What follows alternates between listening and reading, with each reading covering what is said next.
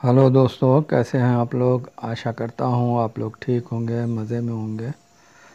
दोस्तों, फिर आपके सामने हाजिर हूँ अपनी एक दूसरी स्टोरी के साथ, जिसका नाम है संगम का आदमखोर चीता। और ये केनेथ एंडरसन की स्टोरी है। तो चलिए दोस्तों, स्टोरी को शुरू करते हैं। उन दिनों मैं बेंगलोर में तैनात था जब मुझे सूचना मिली कि बेंगलोर से 70 मील दूर दक्षिण में संगम नामक जगह पर एक चीता आदमखोर बन गया है और अब तक वो बीसियों इंसानों और मवेशियों को अपना शिकार बना चुका है।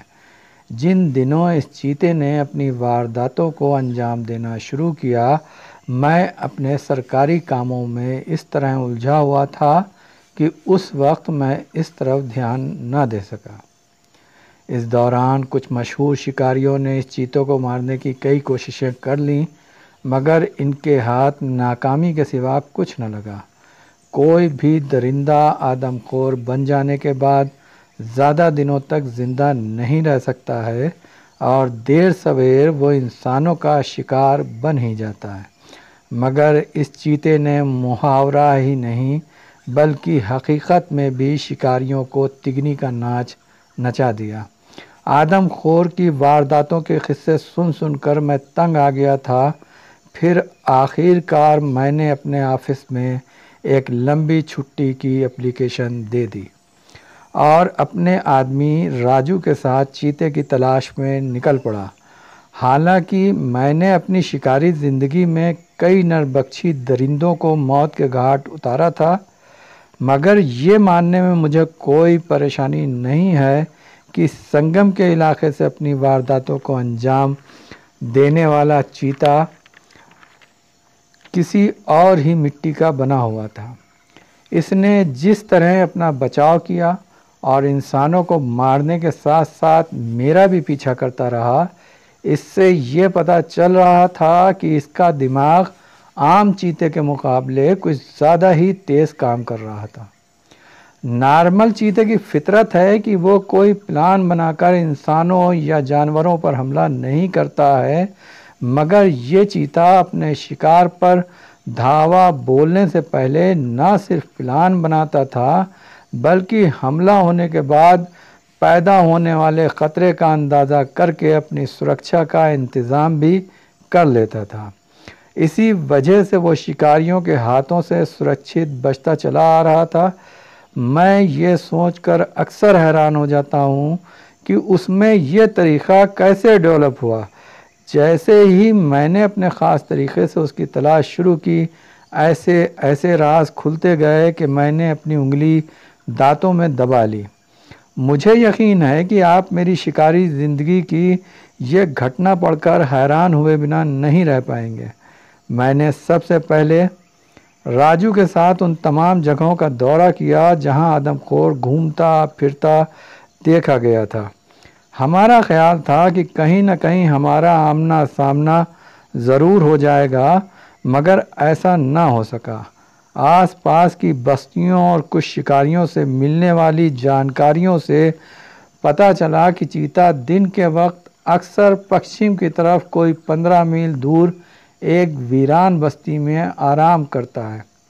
इस बस्ती में 15-20 घर और कुछ झोपड़ी थीं।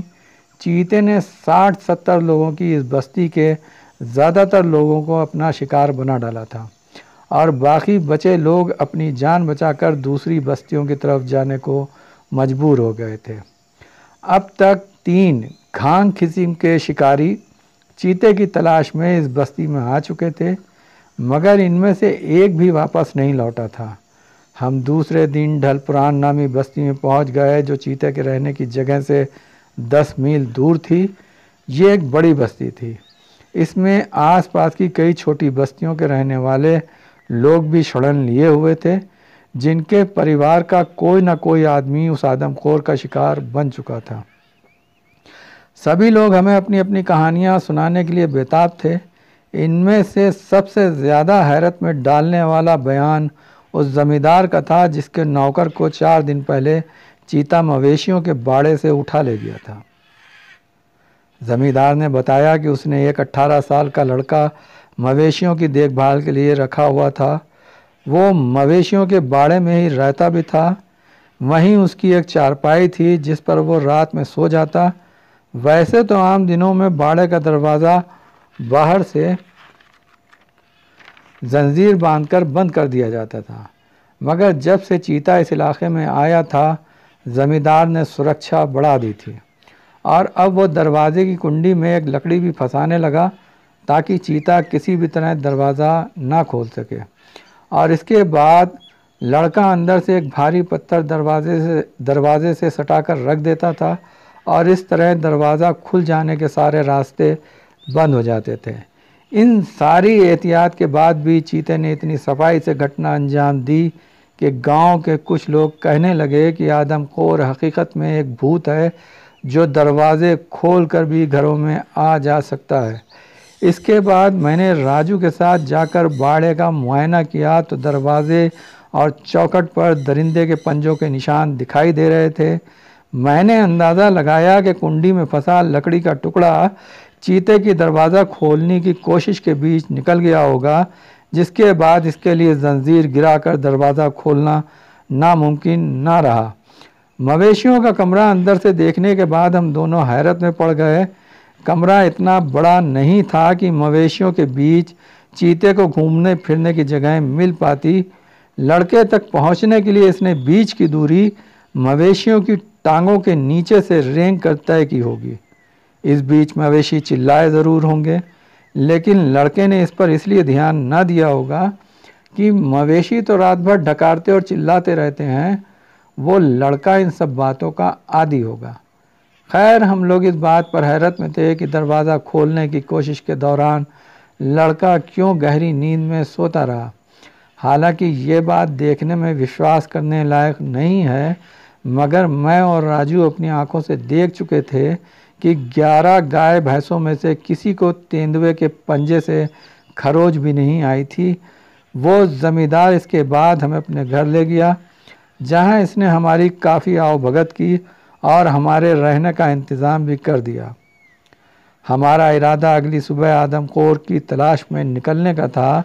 मेरा अपना ख्याल ये था कि जिस बस्ती को चीते ने अपना ठिकाना बना रखा है वहाँ हमारी कामयाबी के चांसेस ज़्यादा हैं। इस बस्ती को एक तरफ से नदी और दूसरी तरफ से घने जंगल ने घेर रखा था। इसके उत्तर में वो बस्ती थी जहाँ हम ठहरे हुए थे। दक्षिण में जंगल से ज़रा हटकर एक छोटी सी जागीर थी जिसका नाम भगतपुर था। अगली सुबह राजू ने सलाह दी कि आदमखोर वाली बस्ती का मुआयना करने से पहले जंगल का चक्कर लगा लिया जाए। मैंने इसकी सलाह मान ली और हम ज़रूरी साजो सामान लेकर जंगल की तरफ चल पड़े। ये जंगल काफ़ी घना था और इसमें बरगद, पीपल, महुआ और इमली के बड़े बड़े पेड़ जहाँ तहाँ नज़र आ रहे थे। इस दिन हमारा इरादा सिर्फ जंगल का जायज़ा लेने का था और वैसे भी हमें आदमखोर से मुठभेड़ की कोई उम्मीद न थी। मैं आदमखोर दरिंदों की आदत को अच्छी तरह समझता हूँ। किसी ख़ास इलाके में लगातार वारदात करना आदमखोर की आदत के ख़िलाफ़ है और हमारा सामना तो एक ऐसे दरिंदे से पड़ा था जो अपने बहुत चतुर और चालाक होने के सबूत हमें दे चुका था। हमारी आंखें चारों तरफ का गौर से जायज़ा ले रही थीं और जंगल के करीब पहुंचकर हम और चौकन्ना हो गए और अब हम धीरे धीरे सावधानी के साथ आगे बढ़ रहे थे। रास्ता काफ़ी कठिन और मुश्किल होता जा रहा था। ज़मीन कहीं कहीं पर ऊंची थी और कहीं नीची हो रही थी और जगह जगह कांटेदार झाड़ियाँ रास्ते पर आकर और ज़्यादा परेशानी पैदा कर रही थी। 1 मील चलने के बाद हम एक पगडंडी नुमा रास्ते के पास पहुंचकर रुक गए। वो रास्ता जंगल के बीच की तरफ से गुजरता था। मैंने इस जंगल पर ज़मीन का मुआयना किया तो एक नर चीते के पगमार काफ़ी तादाद में नज़र आए। इन निशानों को देखकर मैंने अंदाज़ा लगाया कि चीता इस रास्ते का अक्सर इस्तेमाल करता है। राजू ने भी मेरी हाँ में हाँ मिलाई। हमने मवेशियों के बाड़े पर जो निशान देखे थे वो इन निशानों से पूरी तरह मैच हो रहे थे। अब हमें थोड़ा सुकून आया और विश्वास हो गया कि ये रास्ता आदमखोर ही इस्तेमाल करता है और अगर इस जगह घात लगाकर बैठा जाए तो बड़ी आसानी से आदमखोर को मौत का मज़ा चखाया जा सकता है। राजू ने राय दी। मगर मेरा ख्याल है कि ऐसा कदम उठाने से पहले हमें वो बस्ती भी एक बार देख लेना चाहिए जिसके बारे में मशहूर है कि चीते ने उसे अपना ठिकाना बना रखा है। मैंने धीरे से कहा, और मुझे यकीन है कि ये पगमार्क उसी बस्ती की तरफ जा रहे हैं। मेरा अंदाज़ा सही था। 1 घंटे बाद हम उन पगमार्क का पीछा करते करते उस बस्ती के इलाके में पहुंच गए। वो दूर से देखने पर ही वीरान दिखाई दे रही थी। घास फूस की बनी 30-40 झोपड़ियों के बारे में हमें बताया गया था कि चीते के वहाँ आने से पहले वहाँ लकड़हारे रहते थे। आदमखोर ने अपनी वारदातों की शुरुआत भी इसी बस्ती से की थी। घास फूस की दीवारों को तोड़ने में इससे कोई मुश्किल नहीं हुई होगी। 3-4 वारदातों के बाद लकड़हारों ने उस बस्ती को असुरक्षित समझकर खाली कर दिया और उधर चीते को एक सुरक्षित ठिकाना मिल गया। जैसे जैसे हम आगे बढ़े बस्ती की वीरानी हमारे दिल और दिमाग पर छाने लगी। कभी कभी तो ऐसा लगता कि आदमखोर हमारे साथ ही बस्ती में मौजूद है। बस्ती के बीच में पहुंचकर हम रुक गए। वहां पर 2 इंसानी हड्डियों के ढांचे इस तरह पड़े थे कि उन्हें देखकर हमारे दिल कांप गए। कपड़ों के चीथड़ों से हमने अंदाज़ा लगाया वो दोनों आदमखोर के मुंह का निवाला बनने वाले बदनसीब शिकारी थे। हमें विश्वास था कि आदमखोर जंगल और बस्ती के बीच आज़ादी से घूमता है। मैंने अपनी चौकन्नी निगाहें चारों तरफ घुमाते हुए कहा, इसका मतलब ये है साहब, हमें इन दोनों जगह की निगरानी करनी होगी। राजू ने कहा, इसके सिवा और कोई चारा नहीं है। मैंने जवाब दिया, हमारा पाला एक बहुत ही चालाक चीते से पड़ा है। अगर हम एक साथ रहे तो हो सकता है कि हमारा ध्यान चीते से ज़्यादा एक दूसरे पर रहे और हम इसका शिकार करने के बजाय खुद ही इसका शिकार बन जाएं। इसीलिए मैं बस्ती में रुकता हूँ और तुम जंगल की निगरानी करो और ज़मीन के मुकाबले तुम किसी ऊंचे पेड़ पर सुरक्षित भी रहोगे। राजू ने हाँ में अपना सर हिलाया और अपना साजो सामान संभाल कर उस पगडंडी की तरफ चल दिया जो जंगल की तरफ जाती थी। अगर राजू के बजाय कोई और मेरे साथ होता तो मैं उसे यूं अकेला जंगल में कभी नहीं भेजता, लेकिन राजू की बात दूसरी थी। मुझे इसकी समझ और निशाने पर पूरा भरोसा था। राजू को भेजने के बाद मैंने ऐसी झोपड़ी चुनी जो बस्ती के बीच में थी और दूसरी झोपड़ियों से ज़रा अच्छी हालत में थी। इसको बनाने में घास फूस और लकड़ी के तख्ते भी इस्तेमाल किए गए थे। झोपड़ी कुछ इस तरह बनी हुई थी कि अगर कोई इसकी तरफ बढ़ता तो मैं फ़ौरन उसे निशाने पर ले सकता था। फिर मैंने जिस कमरे को अपने रहने के लिए चुना, इसकी दीवारों पर बनी दरारों से मैं बाहर का नज़ारा साफ साफ देख सकता था। मैं झोपड़ी का दरवाज़ा बंद करके बैठा था और थोड़ी थोड़ी देर बाद खांस कर और कभी सीटी बजाकर अपनी वहाँ मौजूदगी का एहसास दिलाता रहा।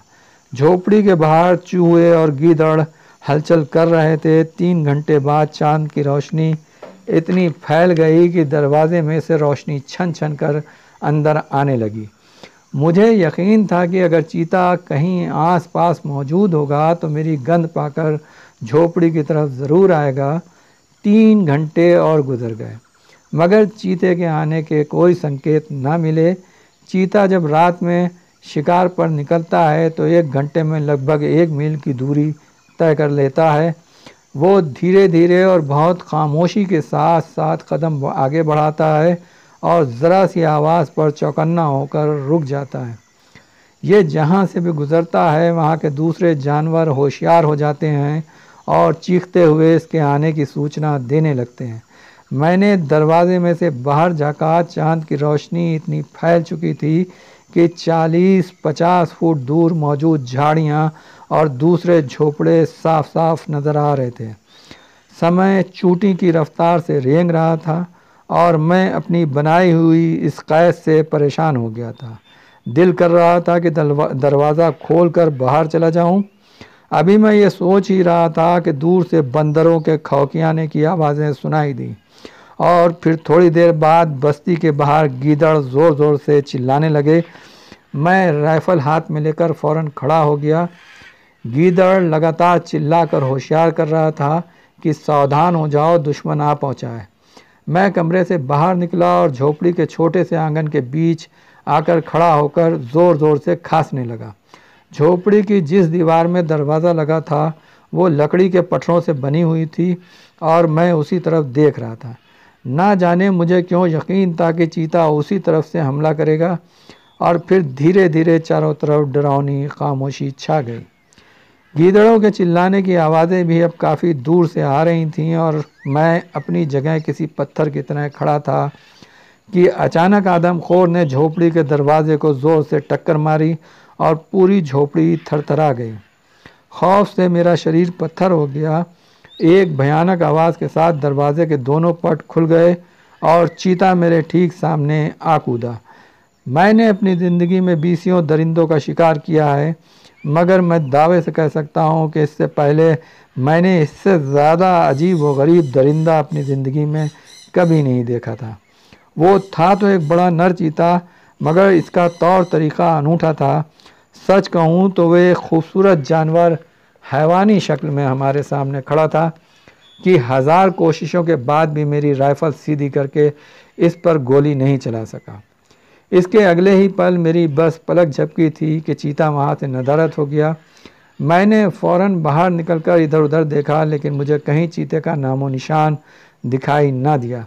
ये मेरी खुशकिस्मती थी कि इस समय मैं ज़िंदा और सलामत अपनी जगह पर खड़ा था, वरना मेरे इस तरह खड़े रहने का फ़ायदा उठाकर वह आदमखोर मेरी चिल्ला बोटी कर सकता था। हमसे पहले आने वाले उन बदनसीब शिकारियों के साथ भी शायद ऐसी ही मिलती जुलती घटना हुई थी, और मेरे बच जाने की एक वजह यह भी कही जा सकती है कि अभी मेरी ज़िंदगी के दिन बाकी थे और अभी मेरे जाने का वक्त नहीं आया था। खैर, वो ख़तरनाक दरिंदा मेरे हाथों से निकल चुका था। फिर मैंने झोपड़ी की कुंडी चढ़ाकर अपना पाइप सुलगाया और बरामदे में बैठ गया। कुछ सेकंड पहले मैंने जिस दरिंदे को अपनी आंखों से देखा था, वो कोई आम दरिंदा नहीं था, बल्कि किसी का सदाया हुआ कीमती शिकारी चीता था। ब्रिटिश गवर्नमेंट के समय में हिंदुस्तान के कुछ रियासतों में शिकारी चीते ख़ास तौर से पाले जाते थे और इनकी देखभाल के लिए बाकायदा वेतन पर आदमी रखे जाते थे। शिकारी चीते की ट्रेनिंग उसी तरह की जाती थी जिस तरह दूसरे शिकारी जानवरों जैसे कुत्तों या बाज वगैरह की ट्रेनिंग होती है। चीता अगर एक बार सदा लिया जाए तो फिर यह इंसान के साथ पूरी तरह घुल मिल जाता है। ये तो जाहिर है कि इससे बेहतरीन और तेज़ दौड़ने वाला जानवर शायद ही कोई दूसरा धरती पर होगा। राजा महाराजाओं के यहाँ पाले जाने वाले शिकारी चीतों को पालने का कारण भी बस इसके ज़रिए शिकार खेलना ही होता था। जब किसी रियासत का राजा या कोई बड़ा सरकारी ऑफिसर शिकारी मुहिम का मज़ा उठाना चाहता था तो शिकारी चीतों को इनके रखवालों के साथ बुला लिया जाता था। इन चीतों से आम तौर पर हिरन और तेज़ रफ्तार चीतल के अलावा कभी कभार खरगोशों का शिकार भी किया जाता था। इनके ट्रेनर इनको ख़ास इनके लिए बनाए गए लकड़ी के पिंजरों में बंद करके बैलगाड़ियों में लाद कर मैदानों में ले आते थे। जैसे ही शिकार नज़र आता तो चीते की आंख पर बंधी पट्टी खोल दी जाती और इसे शिकार दिखाया जाता। चीता चुपके से गाड़ी से उतरता और छुपता छुपाता अपने शिकार के सर पर पहुंचकर उसे दबोच लेता। ये तरीक़ा हिरन और बारहसिंघों के लिए ख़ास तौर से अपनाया जाता था। शिकार के गिरते ही थोड़ी ही देर में तेज़ रफ्तार घोड़ों पर सवार चीते की देखभाल करने वाले वहां पहुंच जाते और चीते को बहलाकर उससे हिरन अपने कब्ज़े में ले लेते और फिर उसकी एक टांग इनाम की सूरत में चीते को दे दी जाती। संगम के इस चीते का संबंध भी शिकारी चीतों से था। अब मेरी समझ में आ चुका था कि अभी तक कोई शिकारी आदमखोर को क्यों नहीं मार पाया। आम चीते का शिकार करना ही बहुत जोखिम का काम है, मगर शिकारी चीते से मुकाबला करना बिल्कुल ऐसा है जैसे इंसान खुदकशी करने निकल पड़ा हो। मेरा दिमाग इन्हीं भूल भुलैयों में भटक रहा था कि सुबह हो गई। उजाला होते ही राजू भी हमें ढूंढता हुआ वहां आ गया। पूरी रात जाग कर गुजार देने के बाद भी चीते से इसका सामना नहीं हुआ था। जब इसे मेरे साथ हुई घटना और चीते की हकीकत पता चली तो वो काफ़ी निराश हो गया और बोला, आपकी किस्मत अच्छी थी साहब जो आप ज़िंदा बच गए। वो खौफज़दा लहजे में बोला, हाँ राजू, मैंने जवाब दिया, मगर दुख ये है कि आदमखोर चीते की किस्मत मुझसे भी ज़्यादा अच्छी है। मैंने इसे मारने का सुनहरा मौका खो दिया। ना जाने अब वो दोबारा हमारे हाथ आएगा भी या नहीं। मैंने जवाब दिया और फिर हम वहाँ से वापस उस गांव आ गए जहाँ हम ठहरे हुए थे। लेकिन हमने अपनी नाकामयाबी की बात गांव वालों को नहीं बताई, वरना वो और ज़्यादा खौफ में आ जाते। गांव पहुंचकर हमने नाश्ता किया और सोने चले गए।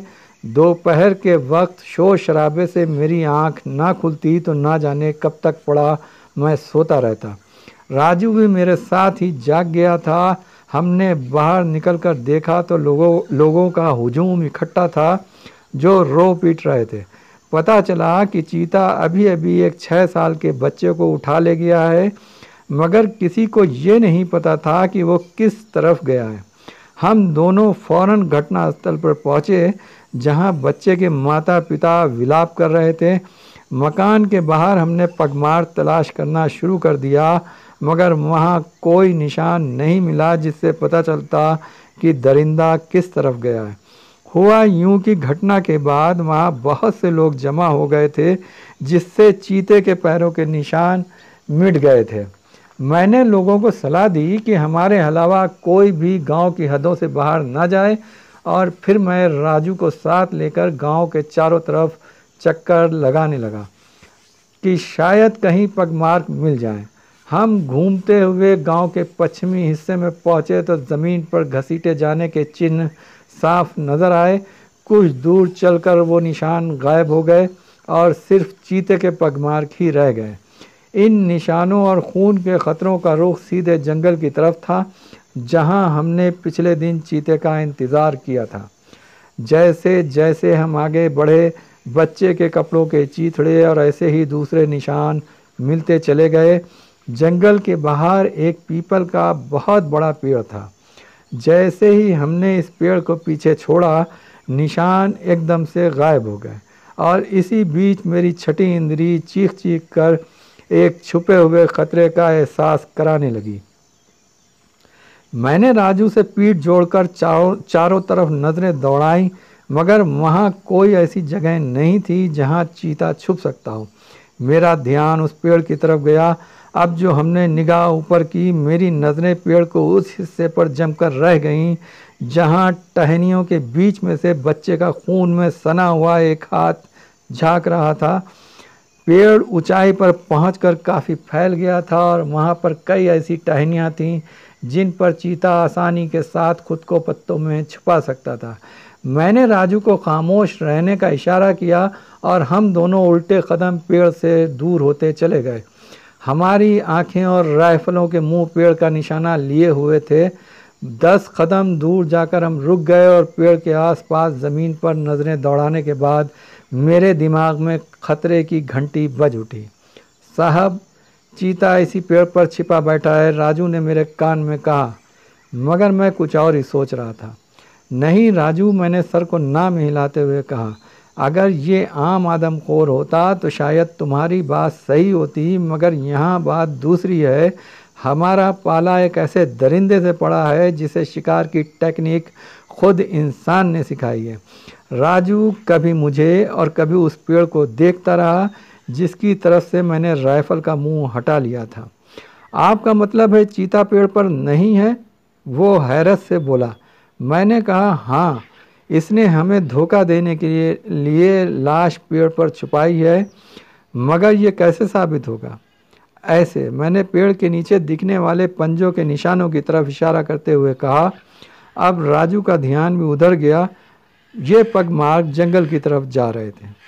वो हमें धोखा देना चाहता है, मैंने कहा, ताकि हम इस बात का इंतज़ार करें कि वो कब अपना शिकार खाने वापस आता है और इस बीच वो यहाँ से दूर निकल जाए।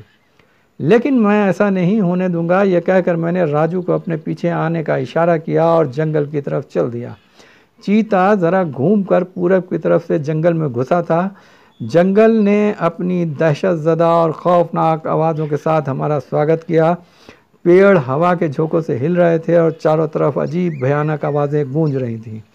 हम दोनों खामोशी के साथ ऐसे चल रहे थे कि ना तो कदमों की आहट ही सुनाई दे रही थी और ना सूखे पत्तों की पैरों तले कुचले जाने की चरचराहट। नरभक्षी के शिकारियों की सफलता और सुरक्षा का सबसे बेहतर तरीका यही है कि शिकारी चुपचाप आगे बढ़े। मैं अपनी आंखों से चारों तरफ का गौर से जायज़ा ले रहा था और फिर धीरे धीरे जंगल घना होता चला गया। ज़मीन पर फैले सूखे पत्तों और दूसरे जानवरों के पैरों के निशान के बीच चीते के पैरों के निशान गायब हो गए थे। करीब ही पेड़ों पर लाल मुंह वाले बंदरों का एक झुंड चीखे मार रहा था। कुछ बंदर हमारी तरफ भी आकर्षित हुए, लेकिन हम फौरन आगे बढ़ गए। हमने अब तक जंगल का आधा रास्ता तय कर लिया था कि तभी हमारे पीछे की झाड़ियों में सरसराहट सुनकर हमारे कदम जहाँ के तहाँ रुक गए। हमने पलटकर उधर देखा जहाँ से आवाज़ सुनाई दी थी, मगर हमारे रुकते ही आवाज़ भी बंद हो गई। हमारे बाएं तरफ एक पेड़ पर बैठे पक्षी ज़ोर से चीखे और फिर हवा में उड़ गए। खतरे का आभास होते ही हमारे अंदर का शिकारी चौकन्ना हो गया। हम दोनों एक दूसरे से पीठ जोड़े जंगल के अंधेरे हिस्सों को घूर घूर कर देखने लगे। मुझे ऐसा लग रहा था जैसे कहीं किसी कोने में छिपा बैठा कोई हमारी हर हरकत का गौर से जायज़ा ले रहा है। मैंने राजू को एक ख़ास तरह से ठौका लगाया और राइफ़ल के ट्रिगर पर उंगली रख कर आगे बढ़ा। तभी मुझे अपने पीछे किसी जानवर के कदमों की चाप महसूस हुई, मगर ये पता लगाना मेरे लिए मुश्किल था कि वो किसी खुरदार जानवर के पैरों तले कुचले जाने वाले पत्तों की आवाज़ थी या गद्दीदार पैरों वाले चीते की। मैंने कुछ कदम पीछे हटकर राइफ़ल का मुंह उसी तरफ घुमा दिया। अचानक हमारे सामने से एक आदमी की ऊंचाई जितने लंबे पेड़ों के नीचे से कोई जानवर तेज़ी से गुजरा और इससे पहले कि हम उसे निशाना बनाते वो ऊंची ऊंची घास में गायब हो गया। मैं इसे देखते ही पहचान गया। ये वही चालाक चीता था जो हमारे साथ साथ झाड़ियों में छिपता छिपाता चल रहा था। दरिंदों में चीता सबसे चालाक और होशियार जानवर है। वो शेर की तरह ना तो दहाड़ निकाल कर हमला करता है और ना ये दूसरे शिकारी जानवरों की तरह अपने वहाँ होने का एहसास कराता है।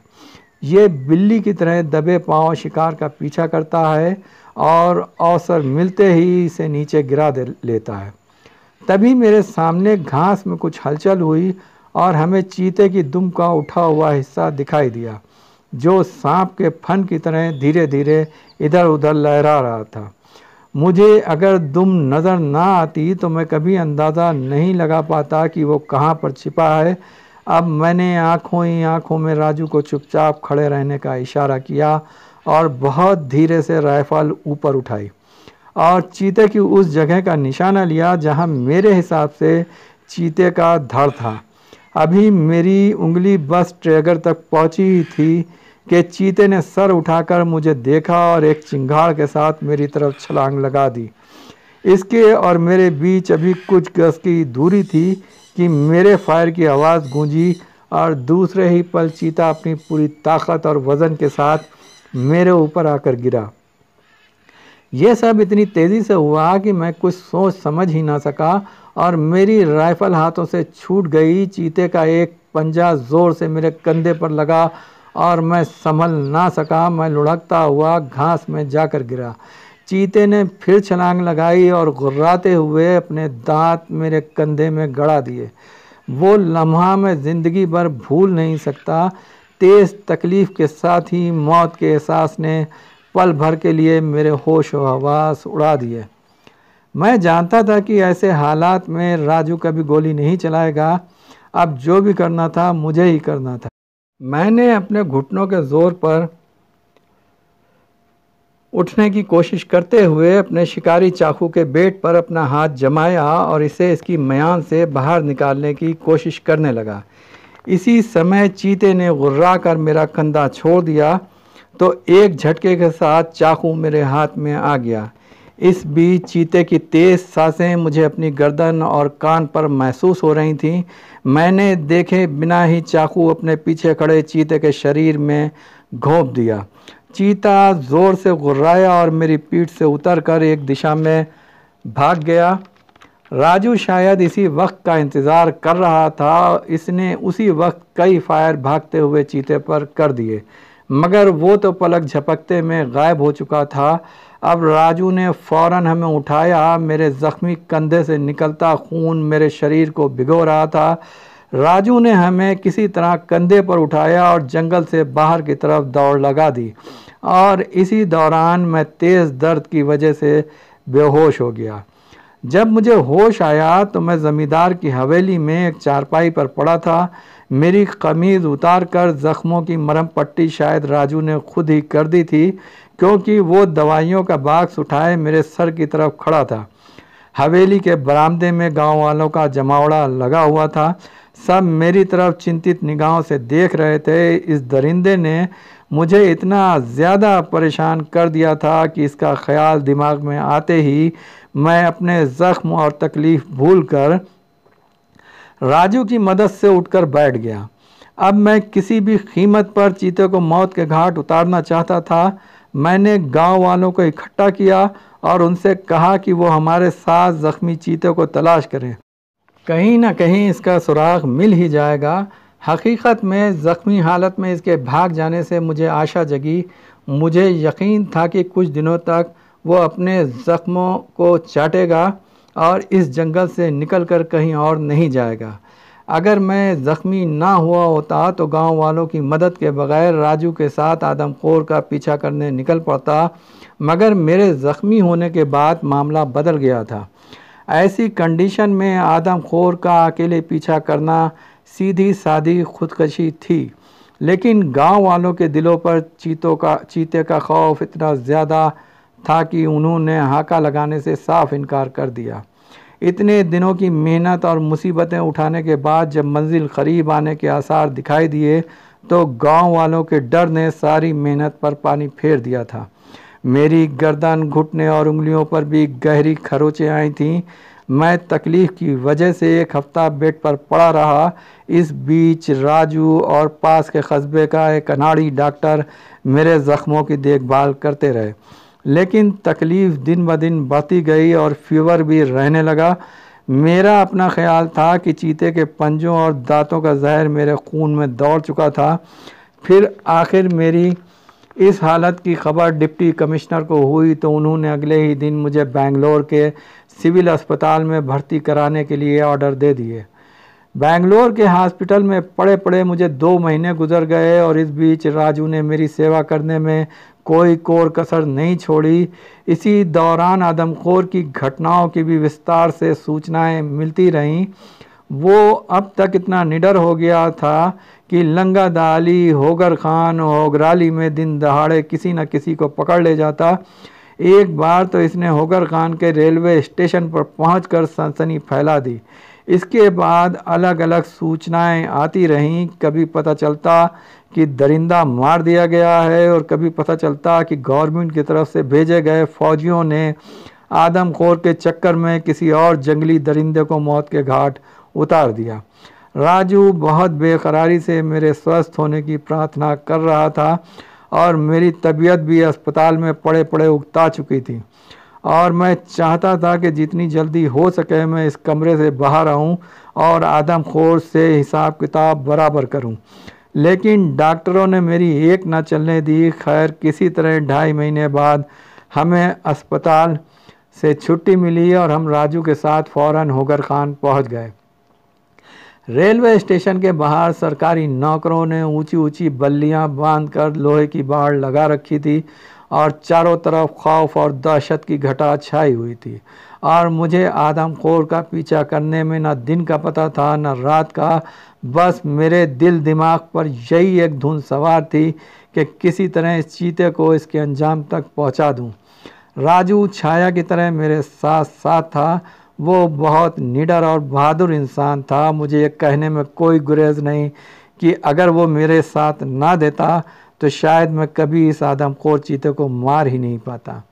इसी बीच हमें आदमखोर की पिछली ज़िंदगी के बारे में कुछ ज़रूरी सूचनाएं प्राप्त हुईं कि वो राजा ग्वालियर के अपने ज़ाती चिड़ियाघर का सधाया हुआ शिकारी चीता था, जिसे महाराजा ने अपने एक अंग्रेज़ फौजी अफसर जो उनका दोस्त था उसे तोहफे में दे दिया था।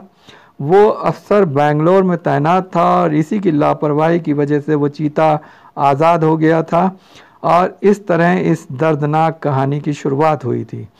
मेरे स्वस्थ होते होते ये दरिंदा 150 लोगों को अपना शिकार बना चुका था।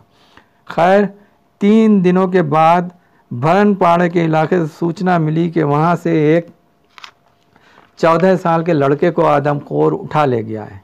ये घटना भरनपाड़े की पहाड़ी ढलान के करीब हुई थी जो चीतलवर्ग के दक्षिण में पड़ता है और वहाँ सदियों पुराने एक किले के खंडर भी थे। हमने घोड़े मंगवाए और चीतलवर्ग की तरफ चल दिए। गांव वालों ने हमें वो झोपड़ी दिखाई जहाँ घटना हुई थी। उसने शिकार को मुंह में दबाया था और पहाड़ी की तरफ भाग गया था। मैंने लोगों के बयान की बिना पर अंदाज़ा लगाया कि वो लाश को खंडर में लेकर गया है और हो सकता है कि वो अब तक वहीं पर हो। किसी ने भी चीते का पीछा करने की हिम्मत नहीं दिखाई थी। काफ़ी समझाने के बाद वहाँ के 8 लोग हमारे साथ खंडरों तक जाने को तैयार हो गए। हालांकि सूरज डूबने में ज़्यादा देर नहीं थी, लेकिन मैं आज ही खंडर जाना चाहता था। वहाँ तक पहुँचने का रास्ता काफ़ी मुश्किल और ख़तरनाक था। जैसे जैसे हम आगे बढ़े, हमारे साथ आने वाले लोग खौफ का शिकार होने लगे। जब मुझे महसूस हुआ कि वो आगे बढ़ने से कतरा रहे हैं, तो मैंने वक्त ख़राब करना ठीक नहीं समझा और उन्हें वहीं रुकने को कहकर मैं राजू के साथ पत्थरों को फलंगता और कांटेदार झाड़ियों की फिक्र किए बिना खंडरों तक पहुंचने में सफल हो गया। मैंने सालों पहले अपनी नौकरी के शुरुआती दिनों में वो खंडर देखे थे और इनकी हालत आज भी वैसी ही थी। डूबते हुए सूरज की सुनहरी किरणों में खंडर एक बहुत ही डरावना रूप दिखा रहा था। खंडर के अंदर जाते ही मेरी छठी इंद्री खतरे की घंटी बजाने लगी। मैंने राजू को इशारा किया और ट्रिगर पर उंगली जमाए चारों तरफ निगाहें दौड़ाने लगा। अपने दाएं तरफ की झाड़ी में हल्की सी खड़खड़ाहट सुनकर मैंने अपने कान इसी तरफ लगा दिए। मुझे अपनी सुनने की ताकत पर पूरा भरोसा था। झाड़ियाँ मुझसे 30 गज दूर थीं। मैं जल्दबाजी करके बना बनाया खेल बिगाड़ना नहीं चाहता था। मुझे पता था कि आदमखोर अपनी फितरत के अनुसार हमें लापरवाह देखकर एकदम से दबोच लेना चाहता है। एकदम से आदमखोर की सांसों की आवाज़ आई और मैं बिजली की तेज़ी से उस तरफ घूम गया। इसी वक्त झाड़ियों में छुपे हुए आदमखोर ने अपना सर उठाया और इसकी दमकती हुई आँखें मानो मेरे शरीर में सुराख करने लगीं। आदमखोर की इस ताकत का कुछ समय पहले ही हमें काफ़ी मुश्किल तजुर्बा हो चुका था। इससे पहले कि वो छलांग लगाकर मेरे सर पर पहुंचता, मेरी गोली उसका दाहिना बाजू तोड़ती हुई निकल गई। जख्मी होने के बाद भी वो चीता दिल दहला देने वाले गुर्राहट के साथ मेरी तरफ झपटा। मैंने फौरन ज़मीन पर डाइव लगाई और सीधा होते ही दूसरी गोली दाग दी जो इसकी गर्दन पर लगी और छेद करते हुए निकल गई। इसी बीच राजू भी एक के बाद एक 3 फायर कर चुका था। चीता हवा में उछलकर किले की दीवार से जाकर टकराया और वहीं गिरकर तड़पने लगा और फिर तड़पते तड़पते वो एक बार फिर उछला, लेकिन तभी मेरी गोली इसकी खोपड़ी में धंस गई और फिर वो दोबारा ना उठ सका। इस तरह एक बड़े इलाके पर तबाही मचाने वाला और ख़ुद इंसान का ही सदाया हुआ एक हैवान अपने अंजाम को पहुंच गया। तो दोस्तों, ये स्टोरी यहीं पर ख़त्म हुई। उम्मीद करता हूँ आप लोगों को पसंद आएगी और अगर पसंद आए तो मेरे चैनल को सब्सक्राइब ज़रूर करें और हमारे वीडियो को अपने दोस्तों के साथ, अपने परिवारजन के साथ इसे शेयर करें, वीडियो को लाइक करें। तो चलिए फिर आपके साथ मिलते हैं किसी दूसरी स्टोरी के साथ। तब तक खुश रहें, आबाद रहें। जय भारत, जय हिंद।